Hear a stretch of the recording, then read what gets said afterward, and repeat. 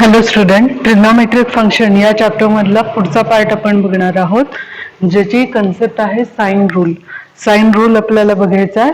Sign rule, cosine rule आणि projection rule असे 3 rules आहेत जे थेरमच्या फॉर्म मध्ये तुम्हाला दिलेले आहेत.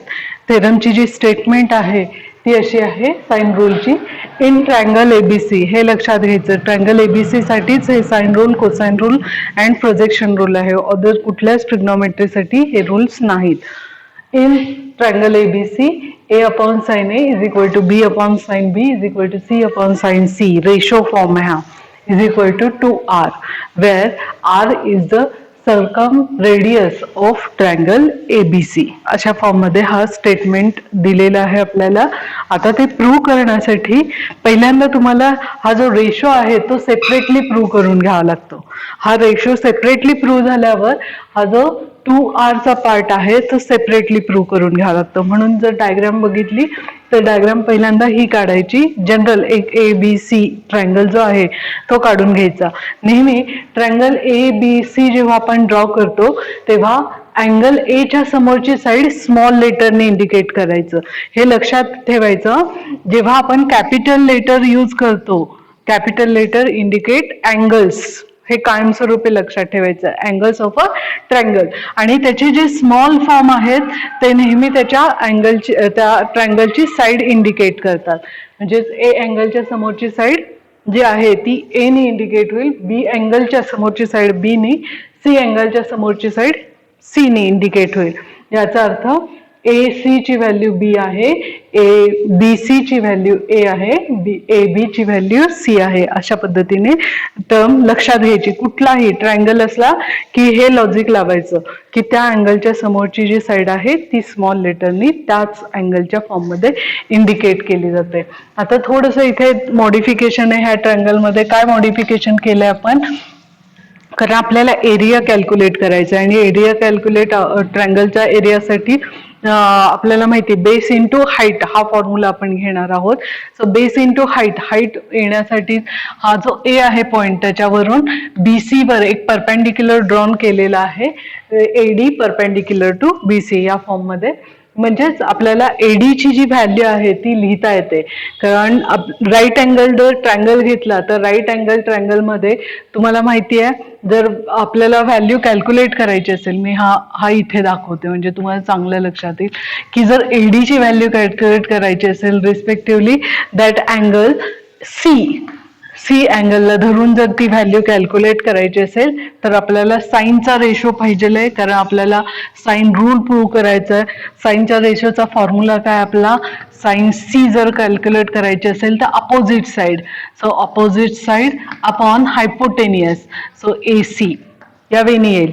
पण AC ची मुळातच व्हॅल्यू माहिती आहे आपल्याला. AC ची व्हॅल्यू काय इथे B आहे, ती जर सबस्टिट्यूट केली तर हा बी इकडे सबस्टिट्यूट करा, एडी मिळेल, तोच इथे लिहिलेला आहे. AD is equal to B sine C च्या फॉर्म मध्ये, AD is equal to B sine C.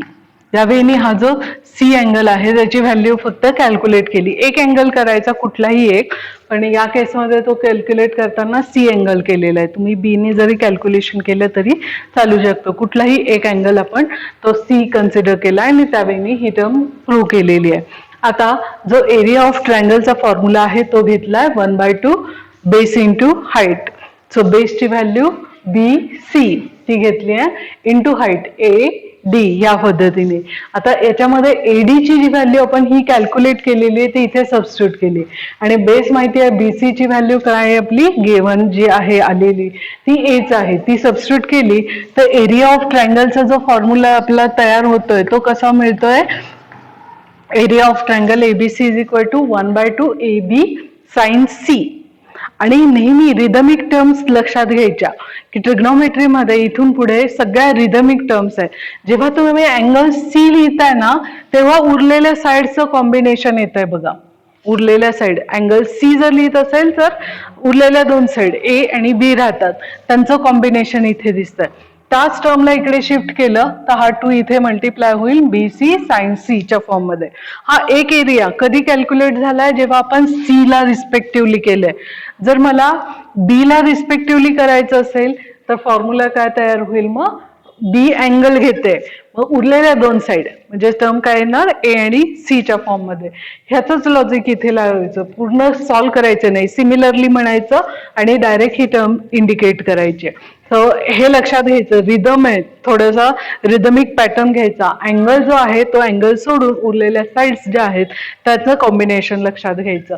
तसंच इथे अँगल ए साठी जर कॅल्क्युलेट करायचं झालं तर उरलेल्या दोन साइड कुठल्या येतील, बी आणि सी. यांच्या एरिया 2 टाइमच्या फॉर्म मध्येच येतोय आणि ही जी लेफ्ट हँडची आहे ती टर्म सारखी आल्यामुळे आपल्याला राईट हँड साइड मध्ये इक्वॅलिटी दाखवता येते. लेफ्ट हँड इक्वल असल्यामुळे राईट हँड इक्वल असतील आणि त्याच लॉजिकने ह्या तिन्ही टर्म इक्वल आहेत असं कन्सिडर केलं आपण. नंतर dividing by A B C, multiplication घ्यायचं, ए बी सी या तिन्ही साइडचं जे फॉर्म आहे मल्टिप्लिकेशनचा तो डिवाइड करायचा प्रत्येक टर्मला. हा जर प्रत्येक टर्मला डिवाइड केला तर ह्यातल्या कॉमन व्हॅल्यूज कॅन्सल होईल. बीसी ला बीसी कॅन्सल होईल, इथे एसी ला एसी कॅन्सल होईल, ए बी ला ए बी कॅन्सल होईल. मग उरतं काय, तर इथे फक्त ए उरेल, इथे बी उरेल आणि इथे फक्त सी जो साइड आहे तो उरेल. आणि हा रेशो असल्यामुळे त्याचा रेसिप्रोकल फॉर्म आपल्याला चालू शकतो. तिन्ही टर्म इक्वॅलिटीच्या फॉर्म मध्ये असल्यामुळे त्याचा रेसिप्रोकल फॉर्म घेतला, कारण आपल्याला जी टर्म पाहिजे ती रेसिप्रोकल फॉर्म मध्ये पाहिजे. ऍक्च्युली ही पण टर्म आहे त्याचा आन्सर, फक्त प्रूफ मध्ये तो रेसिप्रोकल फॉर्म मध्ये घेतल्यामुळे हा सगळा टर्म रेसिप्रोकल फॉर्म मध्ये कन्व्हर्ट करून घेतला. आता हे झालं, फक्त रेशो फॉर्म आपण कंप्लीट केला आणि म्हणून त्याला इक्वेशन नंबर मी 1 नी इथे इंडिकेट केलं. इक्वेशन नंबर 2 कॅल्क्युलेट करायचं आहे, म्हणजेच आपल्याला ही जी टर्म आहे ती 2r इक्विव्हॅलंट आहे हे दाखवायचं आहे. आणि हे इक्विव्हॅलंट दाखवण्यासाठी हाच जो ट्रायंगल आहे तो सर्क्युलर पाथ मध्ये आपण घेतलेला आहे, कारण आपल्याला काय सांगितलंय, R is the circum radius of a triangle A B C अशा अर्थाने सांगितलंय. त्यामुळे एक सर्कल कन्सिडर केला, इथे सेंटर ओ दाखवलाय त्याचा.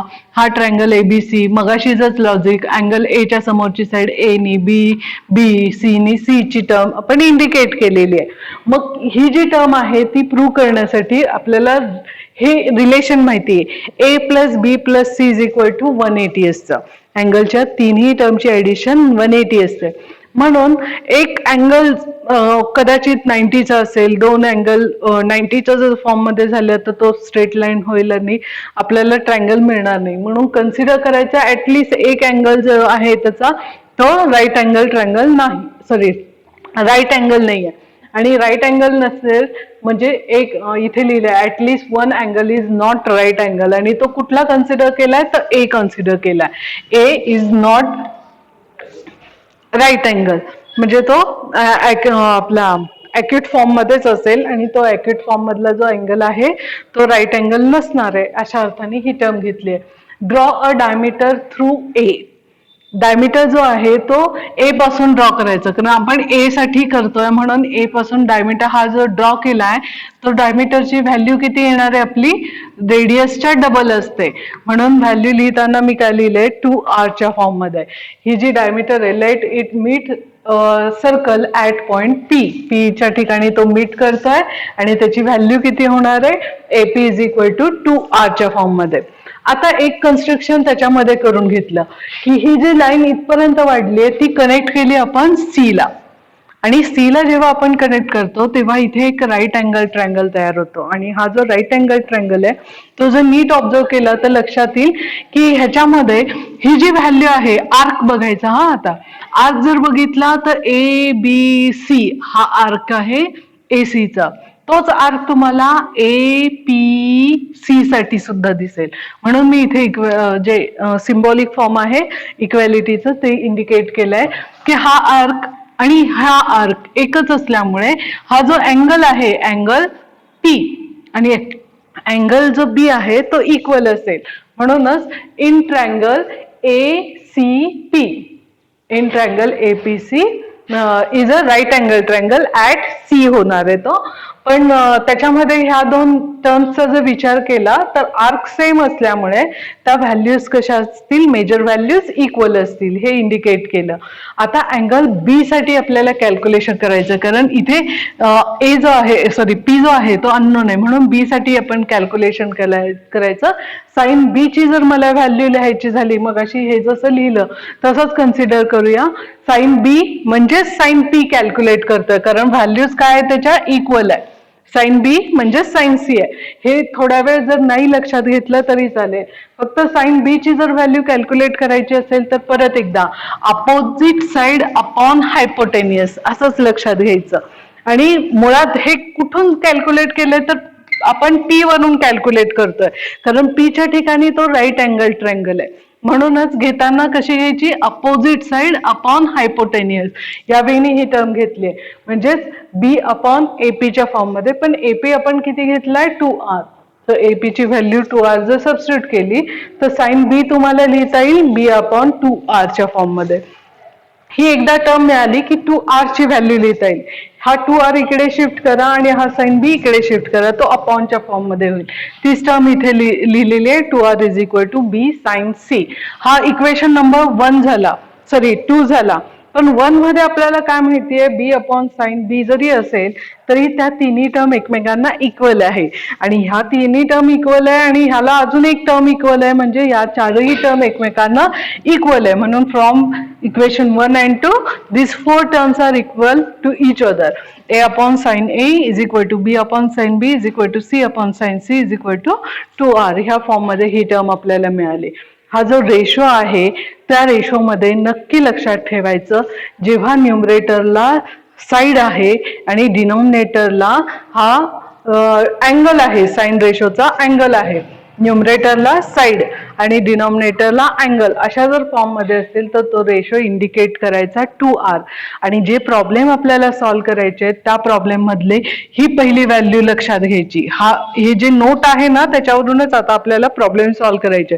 प्रॉब्लेम सॉल्व्ह करताना पहिली टर्म काय लक्षात घेणार, साइड अपॉन ट्रिग्नोमेट्री जो रेशो साइनचा आहे तो अँगल, म्हणजे मी घेते a अपॉन साइन a, ह्याची व्हॅल्यू किती येणार आहे 2r. नेक्स्ट टर्म काय येणार, b upon sine b is equal to 2r. Third term काय येणार, c upon sine c is equal to 2r. अशा फॉर्म मध्ये आपल्याला ही जी इक्वॅलिटी आहे त्यातल्या चारही टर्मला सेपरेट आपण करू शकतो. आणि ही जी व्हॅल्यू आहे ती ऍज इट इज सुद्धा आपण लिहू शकतो. पहिल्यांदा ही ऍज इट इज सपोज केली आहे नोट नंबर 1 मध्ये, जी काही टर्म आली आहे तीच. पण जर मला सेपरेट लिहायचं असेल तर ए जो साइड आहे त्याचा आन्सर कसं लिहिता येतं, हा साइन इकडे शिफ्ट करा, म्हणजेच टर्म कशी होणार, A is equal to 2r into sine A, is equal to 2r sine A. तसंच जर मी ही आणि ही टर्म इक्विव्हॅलंट केली तर मला बी ची व्हॅल्यू लिहिता येईल. बी ची साइड बी ची व्हॅल्यू कशी लिहायची, 2r साइन बी. तसंच जर मी हा शेवटचा पार्ट इक्विव्हॅलंट केला तर मला साइड सी लिहिता येते. साइड सी ची व्हॅल्यू कशी लिहिता येईल, 2r साइन सी. हे बघायचं की जो अँगल आहे तो अँगल आणि साइन हा सेम आहे. साइड आणि अँगल जो आहे तो सेम आहे. साइन ए असेल तर इथे आपण लिहितोय काय, साइड ए लिहितोय. साइन बी आहे तर इथे आपण साइड जो आहे तो बी लिहितोय. आणि साइन सी आहे तर इथे आपण लिहिताना साइड सी लिहितोय. त्याच पद्धतीने जर ही इक्विव्हॅलंट व्हॅल्यू आपली आलेली ही जी इक्विव्हॅलंट व्हॅल्यू आहे ती जर कन्सिडर केली आपण तर हा कन्सिडर करताना कॉन्स्टंट रेशो के ने इंडिकेट होतो. जो रेशो आपल्याला 2r कॉन्स्टंटच आहे तो पण रेशो, पण तो रेशो आपण के इंडिकेट करणार आहोत जर रेसिप्रोकल फॉर्म मध्ये घेतलं नाही, किंवा अँगल्स वर आणि साइड खाली अशा फॉर्म मध्ये हा जर रेशो कन्सिडर केला तर तो रेशो कन्सिडर करायचा के या लेटरनी. इथे तीच टर्म दिली आहे, के या लेटरने इंडिकेट केलं. या केसमध्ये तुम्हाला जे साइन रेशो आहेत ते कॅल्क्युलेट करता येतात. म्हणजे साइन ए जर हवा असेल तर ए इंटू के, ए के होईल. तसंच साइन बी पाहिजे असेल तर के बी या पद्धतीने, आणि साइन सी हवा असेल तर के सी च्या पद्धतीने. हे जे टर्म्स आहेत ह्या यूज करूनच आपल्याला प्रॉब्लेम सॉल्व्ह करायचे आहेत. हा 2 आणि 3 मधला हा जो शेवटचा पार्ट आहे ते यूज करायचे प्रॉब्लेम मध्ये, आणि मग प्रॉब्लेम जो आहे तो सिम्प्लिफाय करता येईल. डायरेक्ट हा जो रेशो आहे फार कमी ठिकाणी किंवा जिथे रेशो कॅल्क्युलेट करा असंच म्हटलं तर तिथेच आपल्याला ती टर्म यूज करायची. अदरवाईज जिथे स्मॉल ए असेल तिथे हा आपण टर्म यूज करणार आहे, साइन ए असेल तिथे ही टर्म यूज करणार आहोत. हे लक्षात घ्यायचं. प्रॉब्लेम सिम्प्लिफाय त्या वेनीच करायचं. आता ही इक्वॅलिटी जी आहे त्यातले दोन दोन पार्ट जर मी इक्वल केले, हे हा नोट तयार होतो त्याच्यावरून, दोन दोन पार्ट जर इक्वल केले तर रेशो बघा हा कन्सिडर करायचा आणि हा इकडे शिफ्ट केला म्हणजे साईडला एकीकडे केलं. ए अपॉन बी ही साईड आहे, ए अपॉन बी साईड आहे, तर ही व्हॅल्यू काय मिळते आपल्याला हे सांगते मी आता अगोदर. ठीक आहे, ते ऐकून घ्या. ही जी व्हॅल्यू आहे ती आपण इक्विव्हॅलंट करू शकतो. एका बाजूला साईड आणि दुसऱ्या बाजूला त्याचे जे रेशो आहे साईनचे ते घ्यायचे. सो ही टर्म इकडे शिफ्ट केली, ही टर्म इकडे शिफ्ट केली तर पहिली टर्म व्हॅल्यू आपली तयार होते. सिमिलर वेनी पहिला आणि तिसरा इक्वल करा, नंतर दुसरा आणि तिसरा इक्वल करा. तर हे जे रेशोज आहेत त्या वेने आपल्याला व्हेरिएबल जे आहे ते व्हॅल्यू एका साईडला साईड आणि दुसऱ्या बाजूला साईनचा जो रेशो आहे तो आपल्याला कन्सिडर करता येतो. तशाच पद्धतीने ही जी टर्म व्हॅल्यू आहे ती पहिलीच कन्सिडर केली आणि ह्याला इकडे शिफ्ट केलं तर ए साइन बी होईल. आणि नंतर